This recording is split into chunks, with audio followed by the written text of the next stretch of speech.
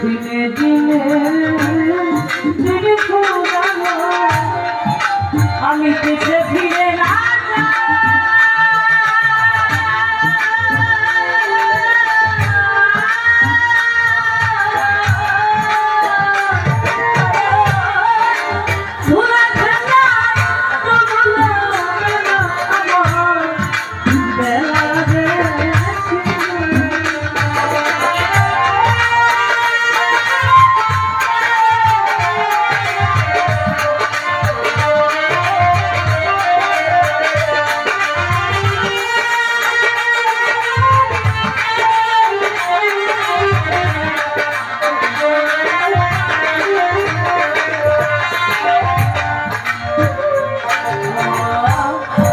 দিনে দিনে দিনে ফুরালো আমি পিছে ফিরে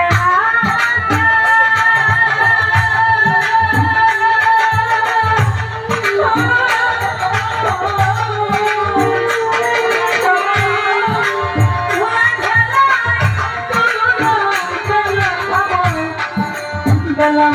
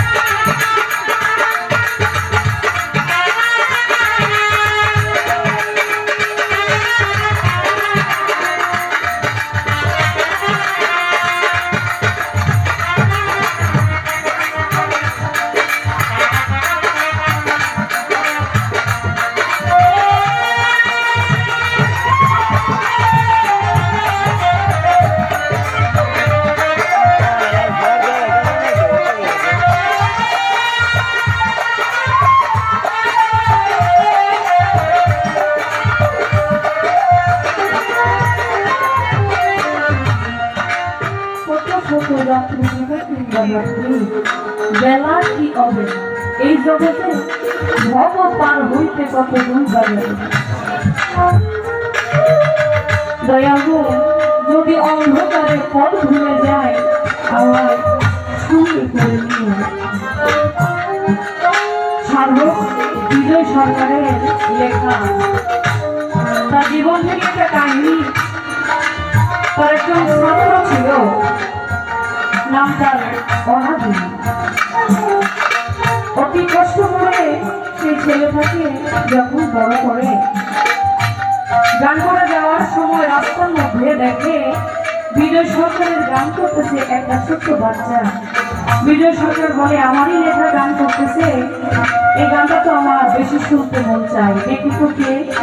যে ওই অনাদিকে বলে, এদিকে আসো, তুমি যে যার লেখা গান করতেছ তুমি কি তাকে চেনো? বলে, এত বড় মহৎ মানুষের দেখা আমি পাবো কিনা আমি জানি না। এই ছেলেটার মাসুম বাচ্চার কথা শুনে বিজয় সরকার মনে মনে খুব খুশি হইল এবং তাকে দোয়া করল। বলল, আমি সেই বিজয় সরকার।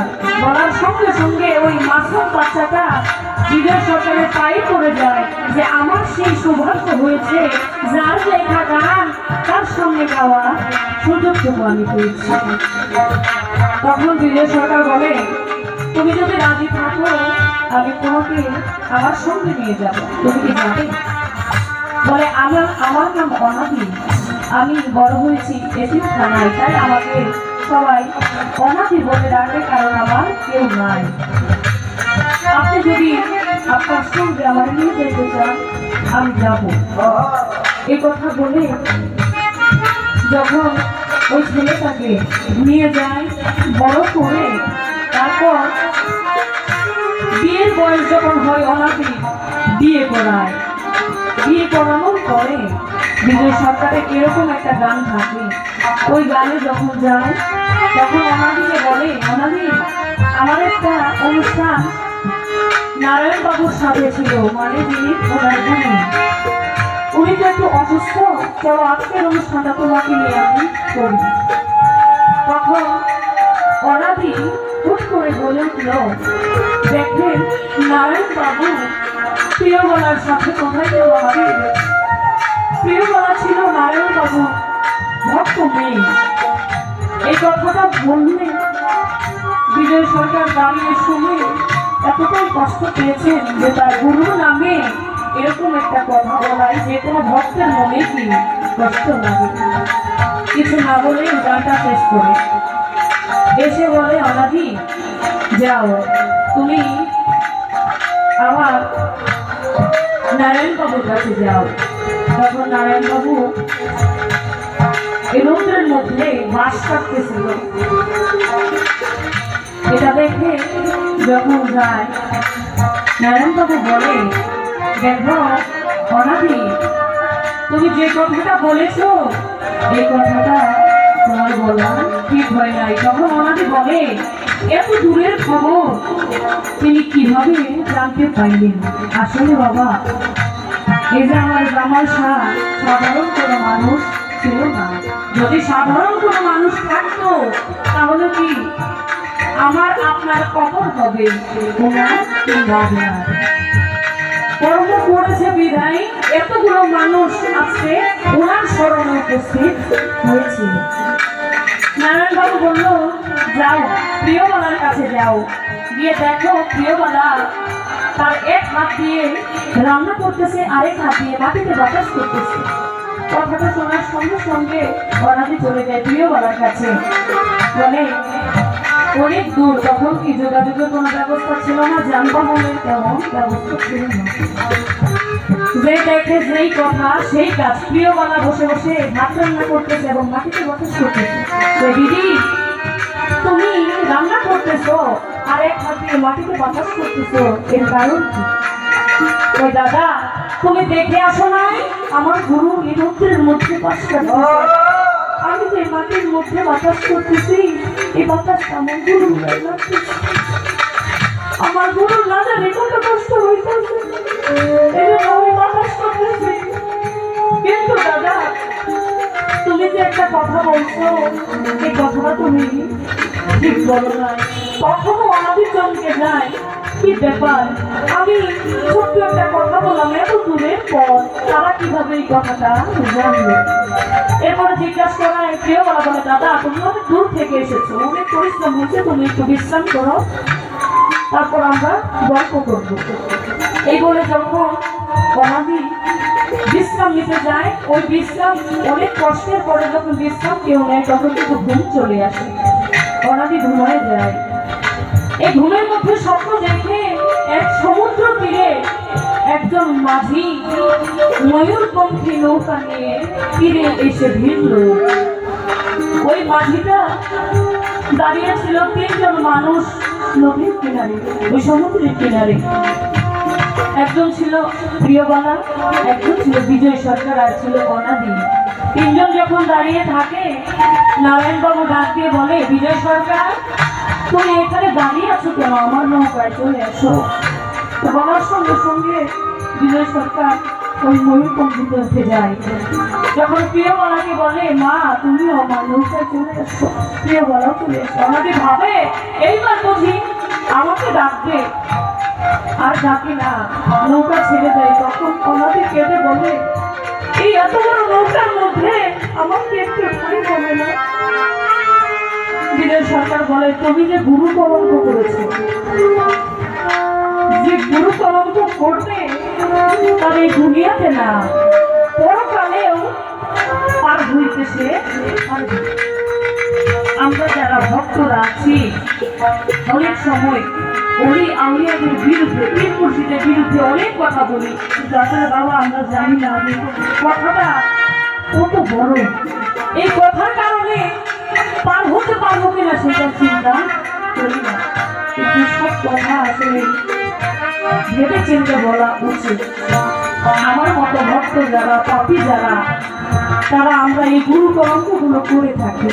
আমার এই কথাগুলো বলার উদ্দেশ্য হচ্ছে আমরা একটা মাঝারে, আমরা একটা অলির দরবারে আছি, সারাটা অনেক গান হয়েছে, অনেক স্মৃতিরাই গান করেছে, কিন্তু আমি আপনাদের মাঝে এসে যদি দু একটা কথা আপনাদের না দিই তাহলে আমার ব্যর্থতা, আমার তৃপ্তি আসে না। এই জন্য আমি কথাগুলো রাখলাম যে একটা সাধক কিভাবে বোঝায় যে গুরু কলঙ্ক করা যাবে না, হুটহাট গুরুর বিষয়ে কোনো কথা বলা যাবে না। মানুষ মাত্রই ভুল করে, তাই না? এই ভুলটা যে স্বীকার করতে পারে সেই কি প্রকৃত মানুষ।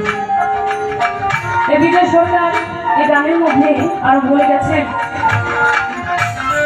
কবে তুমি আসবে বলো ভগবান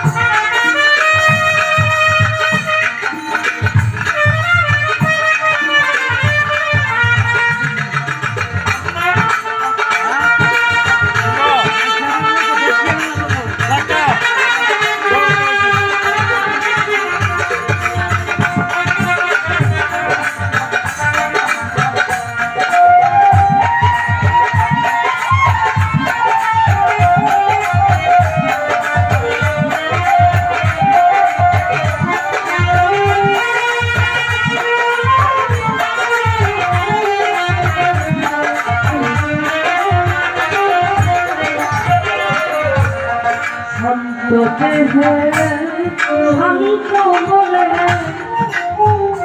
আমি হেঁটে গেছি বহু